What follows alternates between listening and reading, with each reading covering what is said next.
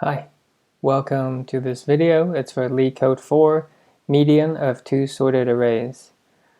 This unfortunately is also the second time I'm recording this video because the first time I did it, I cropped it incorrectly. Now, this problem, which I should say is given two sorted arrays, num1 and num2, and they have different sizes, and you have to return the median of two sorted arrays. What do you need to know about this particular problem? You need to know that, oh hey, they want you to do big O of log of n plus n. Well, what does that really mean when you have logarithmic time? Well, it means you probably want to do what this problem calls for, which is binary search. For this problem, it requires that the two arrays are sorted, and we're going to see why very shortly. So first, let's talk about what is a median. Well, if you have an odd array size, median is simply just the number in the middle. You see that 3 here has 2 to the left and 2 to the right.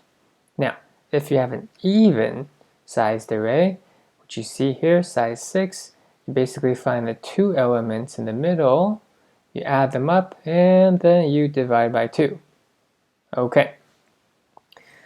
Now we got that out of the way. We know what a median is. Let's take a look at what the brute force solution does. It takes the two arrays and you merge it. And then you merge it, then you find the middle. How do you merge it? Well, you have a pointer at the front of both of them. Then you say, which one is smaller? Okay, one is smaller. Great. Then I will advance the pointer, and then you say, oh, which one is smaller? 2 is smaller. Okay, then you add 2. Right? Then you advance, so on and so forth. Or if you're doing in JavaScript, there are other ways to do it. But needless to say, we continue because that gives you linear time, and we want logarithmic time. So how do we get there? Well, it's good that you kind of change the way you think about this problem. So how do you change the way you think about it? Well, the numbers are sorted, right? The numbers here are sorted, numbers here are sorted. That means you can actually do something where you draw a line down the middle between the two arrays. We can call this line a partition, if you will. And everything on the left of the partition will be lesser than everything on the right of the partition. A particular property that works out when you have two partitions is that on the left side, okay, if it's an odd number of total, and you have the odd number on the left, you just take the max of what's on the left, okay? Because then you have 4 remaining numbers on the left, and then you have 4 numbers on the right. So that's how you find the max. Now, continuing on, this particular example is from Tushar-Roy. I meant just the numbers in the example. If you find that my explanation is a little bit not to your liking, look at Tushar's. There are at least a couple others that I found that are samples off of his and explain it really well with different numbers so that you get an idea with different examples. Now, if you brute force these two arrays, you get this bottom array right here, and you see that you have 5 numbers on the left, right, and 5 numbers on the right, so the answer should be 11. Okay, so that is what you do if you were able to do a brute force, and that was fine. But again, we reframe our thinking. We think about the partition. And so how do you find the partition? Well, the partition is going to be, very often in binary search, it's like high plus low divided by 2. Well, how do you find the high? Well, you take your array, you find usually the index farthest on the right, index further on the left, add them. This is going to be 4 plus 0 divided by 2 gets you to your midpoint. What does this number 2 means? It means that you want 2 elements to the left of the partition. That means the partition is right here, okay? You have 2 elements to the left. Now, if you have 2 elements to the left, how many do you have on the right? Well, you have 3.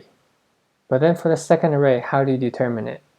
Well, because we talked about earlier, if you have some number here and some number here, and you draw a line right in the middle, you want the left blob to kind of be equal to the right blob, give or take 1 if it's odd numbered. Okay? So how do you do that?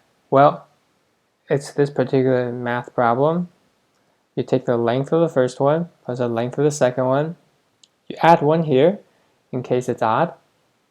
Divided by 2. What does that give you? Well, that gives you 12 divided by 2 is 6. Okay, 6 right here. But then you have to keep in mind how many items are on the left side of the partition of the first array. We call partition 1. So you subtract that number, and then you get how many should be on the left of partition 2. You get 4. That's why you have this 4 right here. Okay? Now you go through and you do what we were talking about. You say, in the first array, what is the max number? Max number is 3. Is that max number going to be lesser than the min number of the second array? Well, that satisfies. Then you look at the max number on the left of the second array, 19. Is it lesser than the min in the first array on the right side? No. So that's when you're going to change the variables high and low. And when you change that, it will, basically change where the partitions are going to be. But that's the code. That's the math. In your head, what you want to realize is basically if the numbers don't work out in a way where the numbers, for example, right here, you see 19, okay, is larger than 8. That means you have to shift this red line over here to the left because you know the numbers are sorted. And you know this number right now is too big, too large. So how do you find a smaller number? You shift it to the left. A shift might be too technical of a word, but that's just slide to the left. All right? And that's what we're going to do. I'm going to show you the next slide. So when you slide, okay, what happens? Well, when you slide this over to the left, you also have to slide the top one to the right because remember, when you have numbers at the top, numbers at the bottom, and then you divide them in half, we talked about the left blob needs to be semi-equal to the right blob. The only way you do that, if you shift here to the left, is if you also shift the other partition to the right.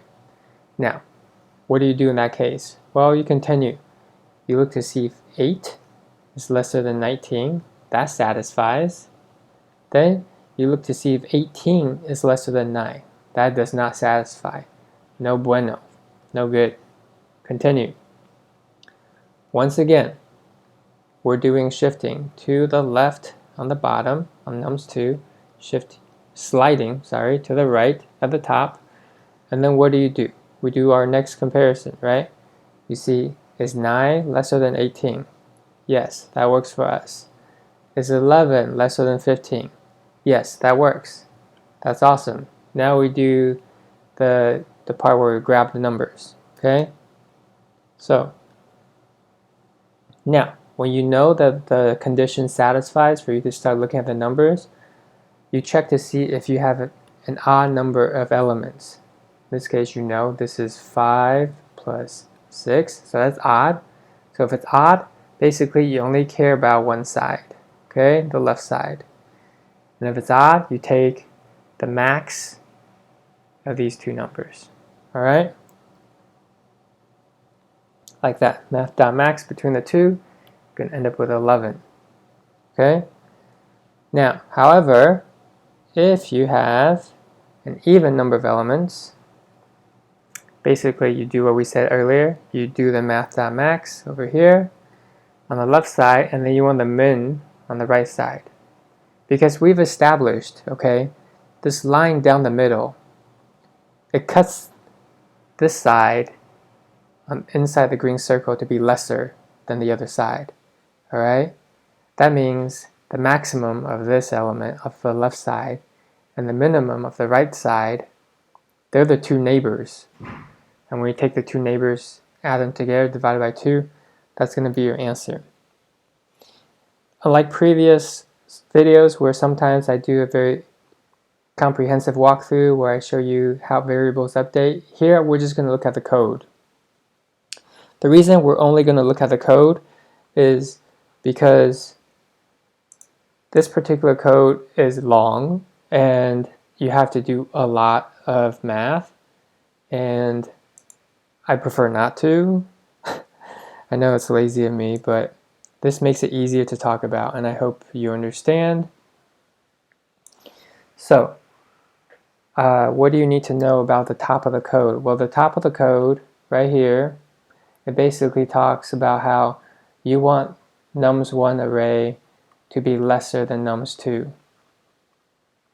And the reason is because you're using your binary search based on the length of num1 array, and in Tushar's video, he mentioned that you actually want big O of, I think, the minimum of the log of m or n, right? I don't know how you actually write it out. Look at his video if you want to check it out. But anyway, once you figure out the length, you do the high and low part for binary search, right? Based on the first array, while low is high. So this is kind of where binary search is happening. So then you talk about where do you find your partition. Well, it's low plus high divided by 2. That's the partition for the first array. Partition for the second array, we mentioned, is the combination length of the two plus 1 to account for even or odd, divided by 2 again to try to find the middle.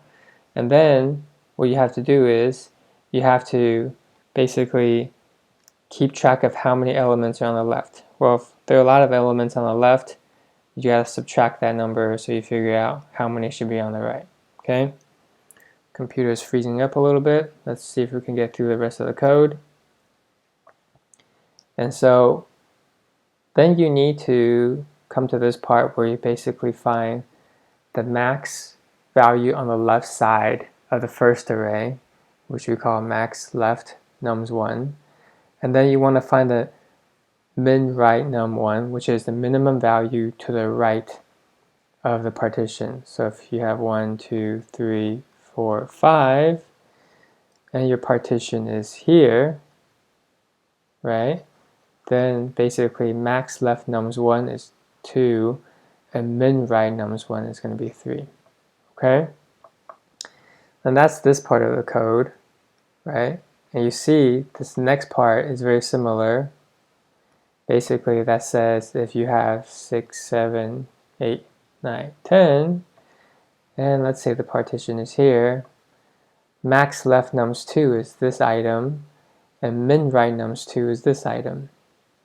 Now you're going to notice something about this code that you probably have a question about, which is, why do you have this part where you compare it to 0?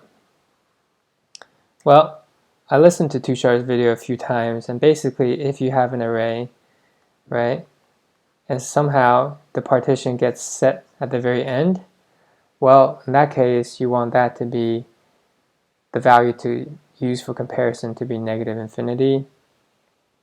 And if somehow the partition is on the right, you want to use positive infinity as the value. And same thing down here, except I wanted to show you, you can also use number max safe integer or number min safe integer. Same idea. You do the same thing when you try to capture the value of what should be those variables. When you get past that, you try to see if your condition satisfies. The condition we talked about, of course, is, again, we draw my rudimentary number of arrays, you have a division line, you have a blob on the left, blob on the right, and then what does this say it wants? Well, it says it wants this number to be lesser than this number, and this number to be lesser than this number. And that's basically the logic you have here. Okay, sorry I drew a line right through it. Now, if that logic satisfies, you go inside the if statement. If it's odd, return pure math.max of the two numbers. Otherwise, you do an average. right here. Now, if the condition does not satisfy, you check to see if the max left nums1 is greater than min right nums2. So let's draw numbers out for 5. Let's do 6, 7, 8, 9, 10. So what are we comparing? Max left nums1. Well, that's going to be this number. And min right nums2. Oh, sorry. That's actually 4, 5.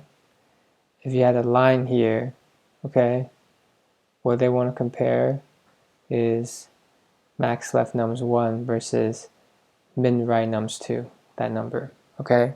Now if this had been like 9 or whatever, that's the condition was satisfied, and then you decrement high, and that'll change the math for where the partitions are set. And that's pretty much it. Again, this is Leetcode. Oh, we're gonna zoom out so we can see Leetcode 4, median of 2 sorted arrays. When you see this question, I think always think, okay, what is the best way to solve it? If they think you can solve it in logarithmic time, well, basically try binary search. And hopefully that helps some of you out. And once again, I think going forward, we want to do an easy problem on Leetcode for a particular technique, then just work on hard problems, because that really gets your brain thinking. It makes you really have to look at the code more to try to understand how it works.